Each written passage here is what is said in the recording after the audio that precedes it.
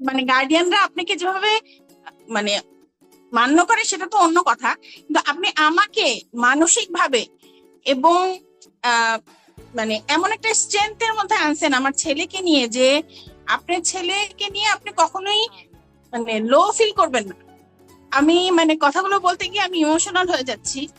আমি খুব বিধ্বস্ত একটা অবস্থায় লান প্লাসের কাছে আসছিলাম, সব দিক থেকে, আমার ছেলেকে নিয়ে, আমার ফ্যামিলির অবস্থা নিয়ে। কিন্তু আপনার মতো একটা মানুষ মনে হয় যে আপা, একজন আপা বললো যে জাস্ট লাইক অ্যান এঞ্জেল, মানে আল্লাহ মনে হয় নিজে আমাকে একটা ফেরেশতা পাঠিয়ে দিয়েছিল, যে মানুষকে মানুষ মানে ইয়ে হয় না যে মানুষ আল্লাহ যেভাবে ভাঙে আল্লাহ সেভাবে গড়ে।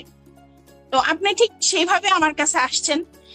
আমি বাচ্চার হাতের লেখা তো আলহামদুলিল্লাহ, আমি তো আশাই করি না ও যেভাবে এখন লেখে, মানে আমি লিটারেলি মানে আমি চিন্তাও করতে পারতাম না যে ওইভাবে লিখতে পারবে। তো সেটা তো আলহামদুলিল্লাহ অনেক ইমপ্রুভ। কিন্তু আমার মানসিক এবং আমার মানে ভবিষ্যতে আমার বাচ্চার জন্য আমি কিভাবে চলবো, ওর সাথে আমার কিভাবে ব্যবহার করা উচিত, ওকে আমার কিভাবে সাহস দেওয়া উচিত, এটা আমি আপনার কাছ থেকে শিখছি।